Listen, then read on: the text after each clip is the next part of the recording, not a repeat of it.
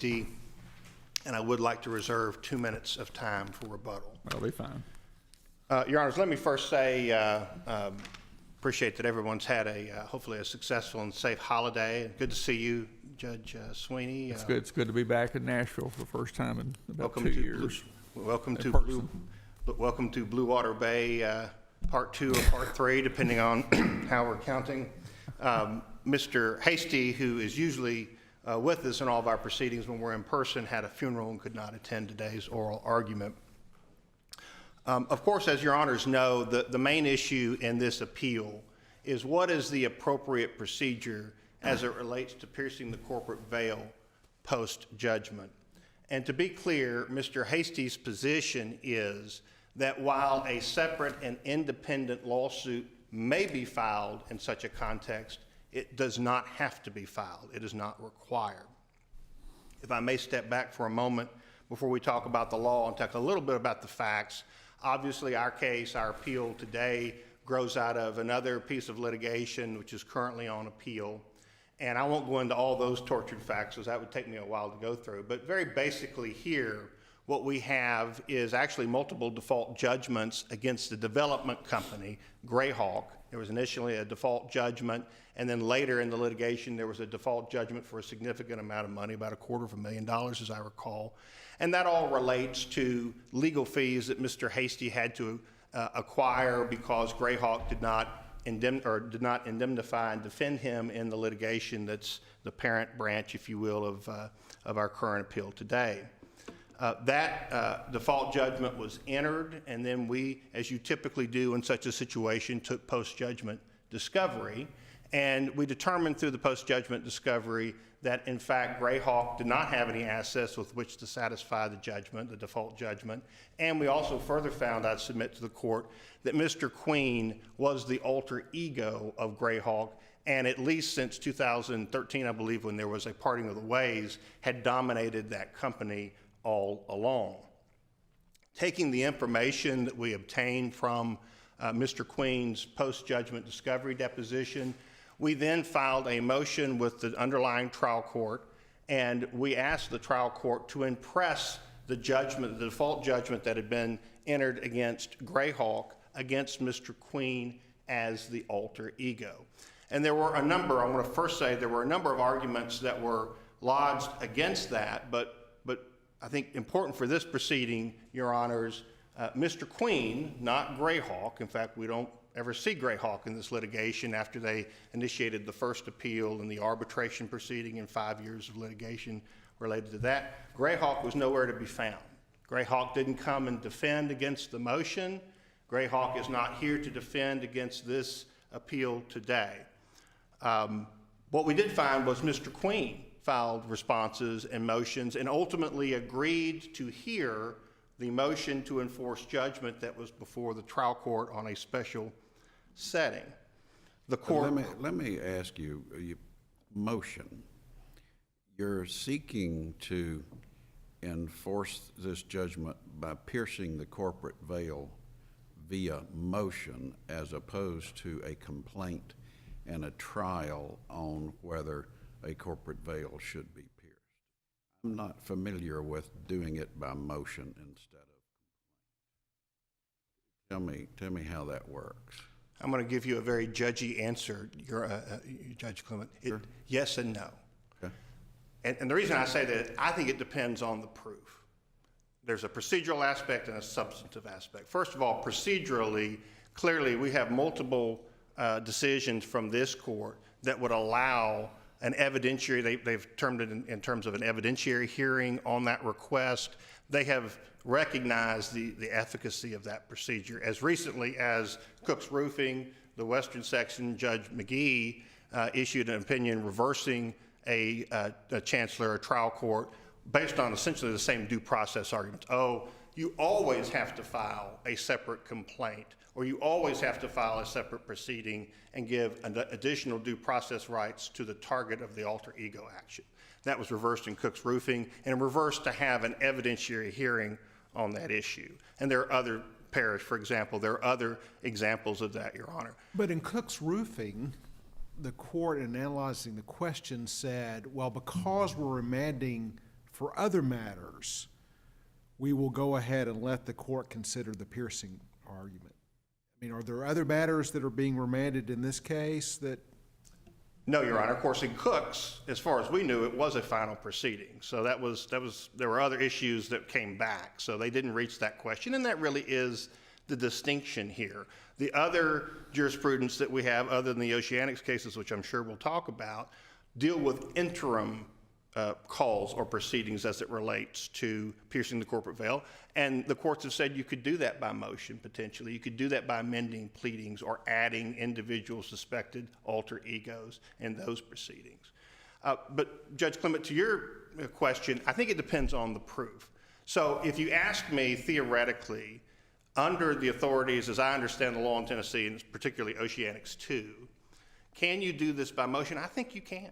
I think you can. It depends on how strong the proof is. We think we've got really good proof in this record. There really were only 2 instances where that Mr. Queen, not Greyhawk, but Mr. Queen came back and said, oh, well, you know, you signed a K-1, Mr. Hasty, after there was the bust up in the development company. Oh, you signed a quitclaim deed, which we've got in the record, had to do with previous transactions that had nothing to do post-divorce, if you will. But all the other Allen factors, Your Honor, I submit were satisfied in this record by that post-judgment deposition by Mr. Queen. And who is the best expert on whether or not he's dominated his own development company? It's not Mr. Hasty, it's Mr. Queen. And so if he didn't do that, he had the opportunity to answer those questions under oath and describe how that somehow he kept a separate entity between him and Greyhawk, but he didn't. Now, if I'm not right about that, if there are disputed issues of material fact, for example, we have summary judgment practice in the area where you can file a summary judgment motion. And there could be disputed issues of material fact, and then you have a hearing on that. And then last, with regard to the evidentiary piece, if there's additional disputes, because I know sometimes summary judgments are disfavored in the area, you can have an evidentiary hearing, or a trial, or a mini trial, if you will. And then the trial judge can make determinations about the efficacy of the testimony from the various parties live. I think that all depends on how strong the evidence is. And our position, our primary position, is that based upon this record, the evidence was strong enough for the court to consider, the trial court to consider our motion and grant it and impress this judgment against So Mr. is it Queen your position individually. at some point the evidence becomes so strong, so compelling, that a trial judge can't say, I'm not going to consider this on a motion, file a separate action? I think it depends, Judge. It depends on the certain situation that you're in. I mean, understand that the underlying theme behind how we pierce is equity. And so a trial judge, I don't agree with the premise that a trial judge has trial court has the ability or the jurisdiction or authority to say, it's going to be my call on whether you file a separate cause of action. Because I don't believe respectfully that's the law, particularly post-judgment. I don't see how you read Oceanics 2 and not appreciate the fact that the appropriate procedure, doesn't mean you have to do it in terms of granting the motion, but the appropriate procedure, as it was in Parrish, as it was in Cook's Roofing, is to consider the arguments in some type of motion or evidentiary hearing. I think that's the point. And to just say, you know what, I don't feel comfortable, I don't want to do this in this particular proceeding, you need to go file a separate lawsuit, particularly in this case where we've been in litigation for 8 years, Mr. Hasty is over 80 years old, and the facts are as strong as we believe that they are, that Mr. Queen dominated this development company to such an extent as we can't tell the difference between Mr. Queen and Greyhawk. Well, the court doesn't know those facts, though, does it? It does, Your Honor, because all those... If he denied the motion, I mean, when were these all presented? I'm sorry? If the trial court denied Mr. Hasty's motion, said it's not proper, when were all these facts presented? They were all presented in support of the motion, Your Honor. We relied upon the post-judgment, the entire post-judgment deposition was entered into the record. And that was countered by an affidavit from Mr. Queen and then further affidavits within the record itself. So that's how the court would have been able to consider that, Judge. In the other cases you cited supporting your position was the underlying judgment against the corporation. Was it final Were When they you- final on the under cases you cited, say, support your position? When you say the other cases, are you talking about Cooks and Yes, Parrish? yes. Those were not. And that's the distinction. The finality piece is encapsulated within the Oceanics cases.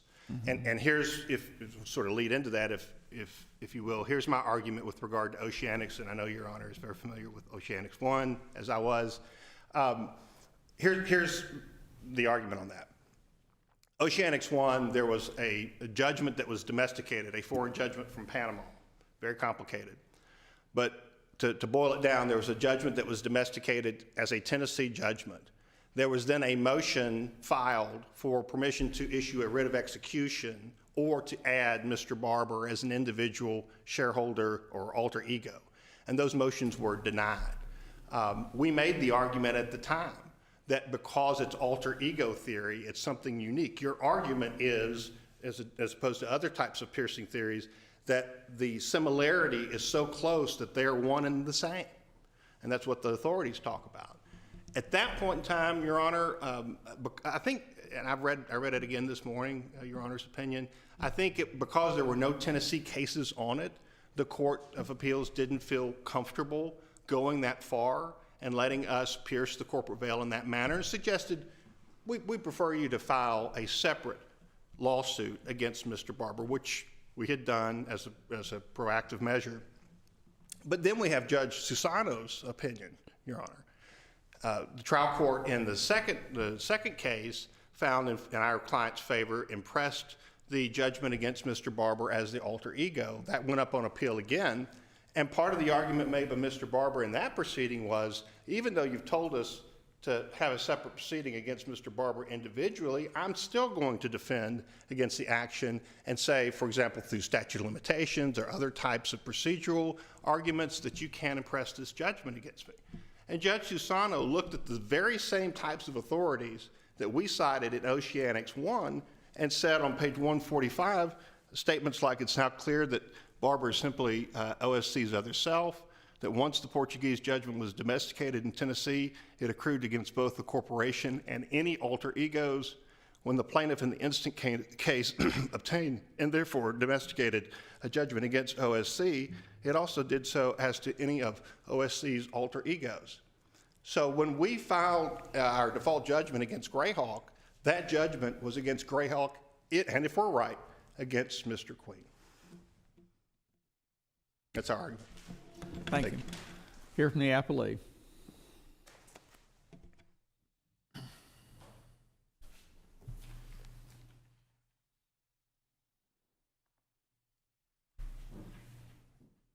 May it please the court, Your Honor, I'm Andy Pippenger here for Mr. Queen. The trial court properly denied the motion, and I will begin because it is so striking. I would like to address Judge Clement's question. The answer actually is no and no. The court may not enter judgment against someone without a pleading. The indispensable function of a pleading is to let everyone know what they will try to recover and what they'll have to prove. It's the same reason that you can't increase the amount you recover on default. You can't recover more than the ad damnum because the court has said the defendant may say it's not worth the time, not worth the effort, and let the judgment go down. Pleadings matter, and there was no pleading here ever saying or alerting Mr. Queen that there might be a veil piercing issue yet. That's just one of many problems here. At the end of the day, the court lacked any subject matter jurisdiction over the matter, and that's what it held, and it was correct.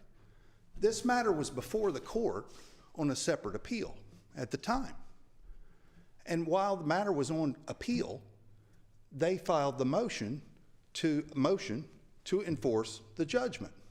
Was the separate default judgment against Greyhawk Development, was that certified as final? It was a final judgment, yes, Your Honor, when what we've called Blue Water Bay 2, when the second appeal in this case was before the court and we had hearing on Zoom, that was a final judgment against Greyhawk. Everything was final. And know how assiduously this court guards its subject matter jurisdiction. There was no judgment or no request for a judgment against Mr. Queen when a final judgment was entered and when this matter went up to this court on appeal on Oceanics 2, which remains pending, awaiting opinion. So there's no doubt that the trial court had done all that was asked of it when it was on appeal in this case. And in that period of time, that's when they filed the motion. Okay? But subject matter jurisdiction is not the only problem with this. I think that counsel said that Mr. Queen agreed to hear the matter. We agreed after we reached agreement to hear it. We moved the initial trial date. The motion was filed against Mr. Queen to pierce the veil, period. That's what it was. It was filed at the end of June. It was set for hearing because in the local practice is you set them for hearing, on a certain date. It was set for hearing within 2 weeks. And that was the first time Mr. Queen saw in a court pleading or document, not a pleading, a motion, that they might try to pierce the corporate veil. So in 2 weeks' time, if they filed a motion, asked to impose a $260,000 judgment against Mr. Queen, and we had to respond to that. I think careless is an insufficient word for how you would describe a lawyer or a party that doesn't respond to that motion. So we did respond. And in response to Judge Swiney's question earlier, the trial court has not addressed the Allen factors in the veil piercing matter. It didn't get to that because it lacked jurisdiction over the matter. So there is nothing here. And we argued at the end alternatively that this court shouldn't address that first here. But nevertheless, we don't think this court should address it because the trial court appropriately never addressed it. There was a lack of jurisdiction. So even if you're successful here on appeal, I suppose that the remedy that Mr. Hasty still has is to file a separate action and get Mr. Queen. He can file a separate action. Yes, Your Honor. He can file a separate action. I think that a lot of these cases that address like the difficulties that arise with a veil piercing issue, like for example, you discover information during post-judgment discovery, for example, or things are done by the corporation during the pendency of the case. That was done in the Parrish case, for example. He took action to dissolve it in the middle.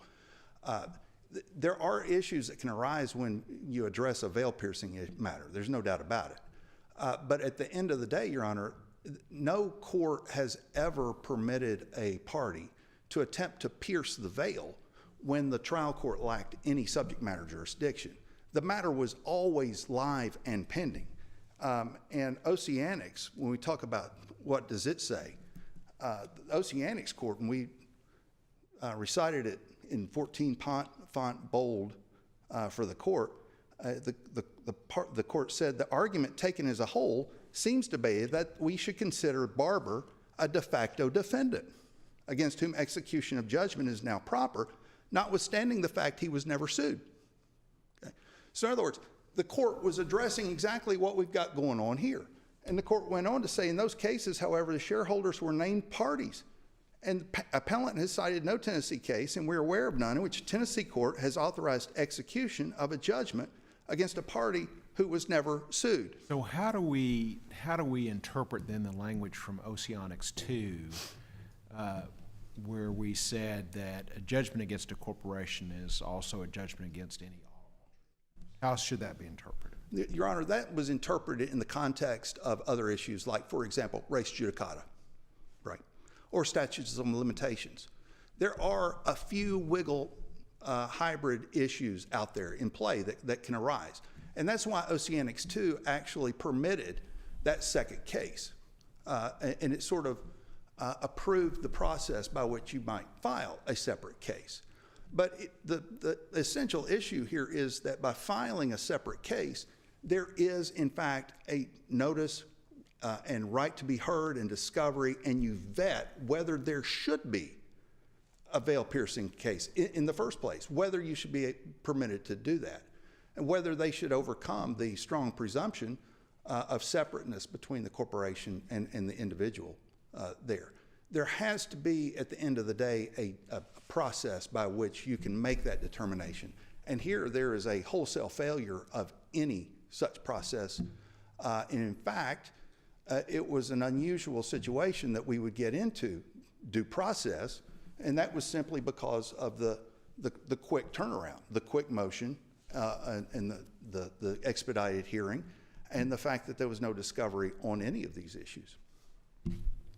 So, does the court have any questions? Well, let me ask you this question. If we were to disagree with you that this is a subject matter jurisdiction issue, but whether just a matter of the court, could validly decide, well, I'm going to take this up by virtue of a motion, how should that decision be reviewed? Oceanics 1, is it abuse of discretion under that, or what's the review? I'm sorry, I lost in the hypothetical. So if we were to disagree that this is subject matter jurisdiction question, in other words, would we say, well, the court had subject matter jurisdiction to decide this motion, and of course here the court has declined to do so, how do we review that? Is that an abuse of discretion? What is it? Well, if the court were, I think that the court is asking the question, how would it review a lower court's determination that lower court lacked subject matter jurisdiction? No. So let's assume for the sake of argument that we said, even though part of the case was up on appeal, the court still had subject matter jurisdiction to enforce the judgment that was final, the one Mr. Hasty had individually against Greyhawk Development. In that case, in a post-judgment, let's say it was any post-judgment motion to seek enforcement, how do we review that type of decision by the trial court? I think it would have to be an abuse of discretion, Your Honor. Yes, I do. At the end of the day, Your Honor, the trial court lacked subject matter jurisdiction because it had done all that was before it. And when I said earlier, I know how diligently this court guards its subject matter jurisdiction. I've been involved in cases where the parties thought that it was a final judgment, and they would receive notice from the court to show cause why it's a final judgment or why it shouldn't be sent back, because the trial court granted a motion to file a counterclaim, and we don't see a counterclaim in the record, and it goes back even though they didn't take judgment. That's how obviously carefully the court guards this issue and analyzes this issue. And the point of all that is that plainly this court understood, agreed, analyzed independently that the trial court had done all there was to do. So there was no issue about a motion or anything before final judgment addressing a judgment against Mr. Queen, and there was plainly no judgment against Mr. Queen for the trial court to enforce. So it was left to look at the ancillary jurisdiction of a trial court to enforce its judgments. And again, the problem here is there simply is no judgment. There must be a process by which that veil is in fact pierced, and we lack that here. Thank you, Your Honor. Thank you. Here's the appellant rebuttal. Judge McBrayer, to answer your question, it's de novo review. It's a matter of law. And in particular, with this trial court, there's no consideration of Oceanics 2 in the analysis. It's all Oceanics 1, and the trial court didn't think that they had the ability to do it anyway. It's a de novo review. Judge Clement, to answer your question, I think the best way to answer in terms of, don't we go through some more process, generally speaking, involving these kinds of questions? Again, it's still, my answer to you is still yes and no. If you're in the interim, you get to amend, you don't have to, and you look at the decisions. I think the Court of Appeals would prefer you to amend your pleadings. But we don't have that here because we have a final judgment. So what Mr. Queen is arguing is, all these other instances when they're in the interim, you could do it through amendments or through additional process or maybe through motion, but when it's a final judgment, you can't do any of that. You have to file a completely new lawsuit. And I think another thing to keep in mind is if we're right, and I believe we are on the Allen factors, That means Mr. Queen, for years, has dominated Greyhawk in this litigation, ran out the clock until we got a judgment, could take post-judgment deposition to find out what his true identity is, and now he says, uh-oh, you can't get me, you've got to file another lawsuit. And I don't think that's equitable. I don't think that's what the courts talk about in terms of how they get through all of the process to the real meat of the matter. But other than the delay, what's the other prejudice here? Is there any other prejudice?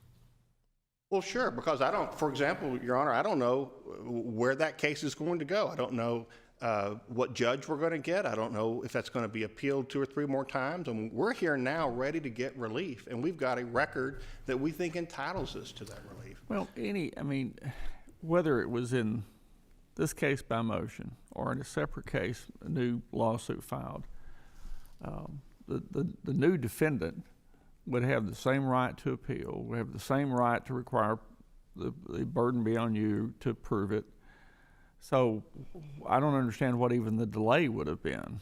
Just as a simple observation about that, Your Honor, for example, my trial court already knows the 5-year history of this case because that court's been, I've got to go educate an potentially entire new judge about all these proceedings and go through all that process again. And that's not what I believe the expedited process of piercing the corporate veil was designed to do. If I could, just one other aspect about notice, because that was brought up. Yes, go ahead.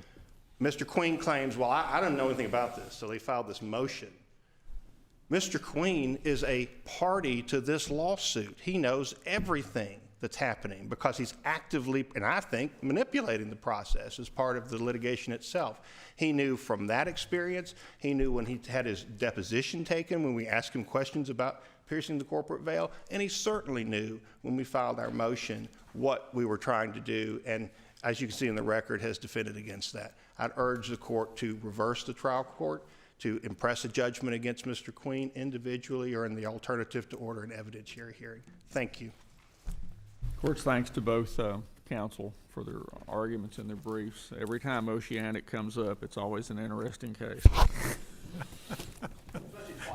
Yeah. If you would, recess court until 1 o'clock this afternoon.